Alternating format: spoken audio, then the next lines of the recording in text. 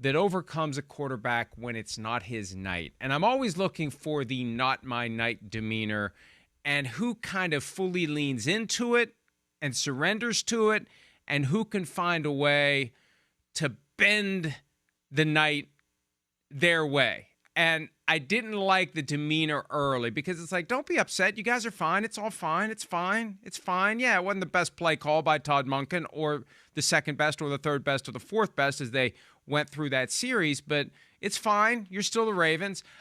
Every time they would cut to Lamar Jackson, they usually cut to him after a bad play, but he seemed upset last night.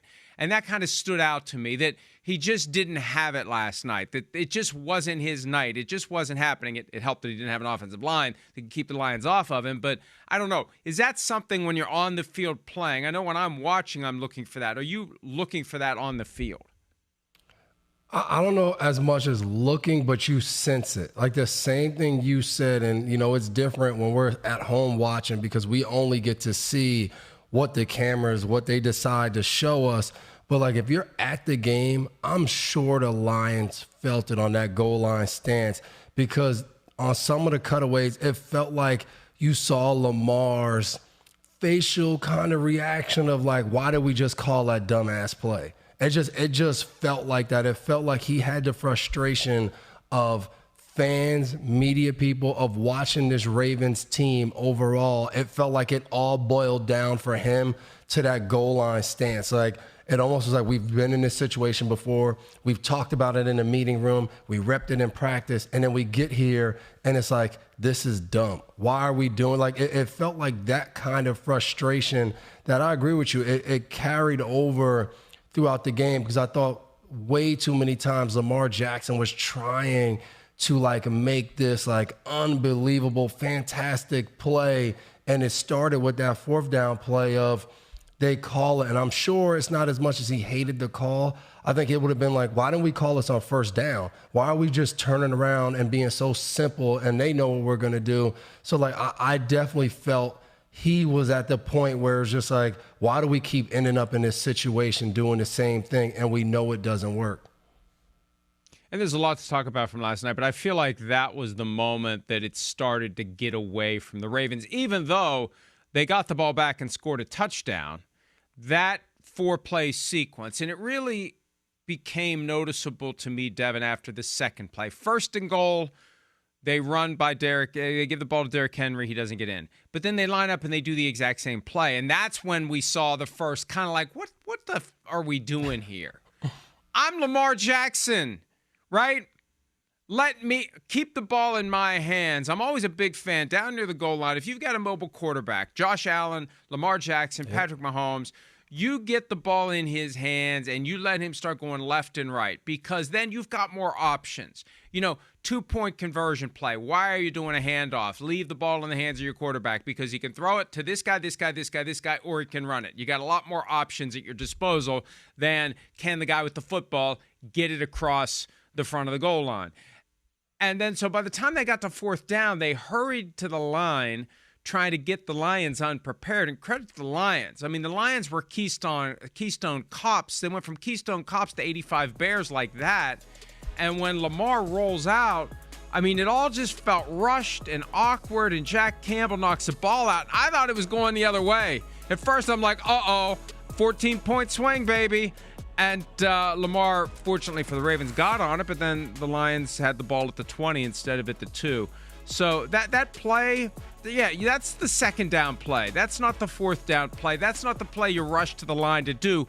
When the Lions have the momentum from stopping you on third down, like when the defense just won the play, I understand you want to get them on your heels, maybe get a favorable matchup, whatever the case may be. But you're the ones who are trying to get out of the quicksand as the offense. Don't rush that play. There's no reason to rush that play. They needed to calm down, settle down, and assert who they were in that moment and keep the ball in the hands of Lamar Jackson as often as you can. Another time I noticed it, the halfback pass that Derrick Henry was going to throw, cut away to Lamar Jackson. Like, why the hell is anybody other than me throwing the football? Why? I'm the quarterback who's a two-time MVP. And I know that Derrick Henry's had remember the jump pass gadget play? Yeah. That's fine when your quarterback isn't Lamar Jackson. When it's Lamar Jackson, you don't need to be playing those games. And I feel like that was some of the frustration that was coming through the TV. Why are we doing things that result in, even though it's Derrick Henry, why is it someone other than me running the ball? Why is it someone other than me throwing the ball? And, that's something Todd Monken's going to have to explain to Lamar Jackson this week. Yeah, and that's the thing. Those plays, when you call them the halfback pass and all of that, it's fantastic when it works. When it doesn't, it's going to get questioned. And I think we got to give a lot of credit to Kelvin Shepard and the defensive coordinator for the Lions, because even when you look at that fourth down play, it looks eerie similar to what the Ravens ran against Buffalo last year in the playoffs. And that's the thing. Like, these teams are studying, like they are diving deep into your tendencies and what you want to do. They know that the Ravens want to run the ball and just hand it to Derrick Henry down there. And then now what you got to make a play, they know, all right, how can we get Lamar on the edge with a quick pass to the flat and maybe guys coming across from the other side of the field. So they get on the ball, and you look at that play, Kirby Joseph ends up like the free guy. And I remember when being in the NFL, playing against teams like this, we would just take the free safety, usually me, and say, you know what? You're going to just be free on the left side of the defense, the quarterback's right hand, his strong hand, because there's usually a play going that way. So if the running back or the tight end ends up free in the flat, take him. If the quarterback comes out untouched, take them. And it looks like Detroit is scrambling, but they're all scrambling probably to the one or two calls that they had in that situation when they got close down there, and they got to it, they got ready, because teams know that you might do that. They're prepared for it. And I think that's going to be the next step for this Baltimore Ravens team of, hey, we know that other teams understand our tendencies. How can we now come with different things? They got to it later in the game when they ran like a fake bootleg roll pass to the right, and then Bateman just stopped and went back the other way. Like, that was a really good design play. They have to have 4, 5, maybe 6 of those plays to me every week that they install a little changeup. They know they're going to be down there. They know they're going to have those opportunities. How can you change it up and be a little different? There was a time in the league when the Baltimore Ravens, with Lamar Jackson at quarterback, got inside the 5-yard line. It was an automatic touchdown. You just couldn't stop all the things they could do. The tight ends, at that time, it was Mark Ingram at running back. Like, you just couldn't stop them. And I think now they kind of get too cute, and there's too many things happening where you're like, how is anybody stopping this team inside the 5-yard line? It's just ridiculous.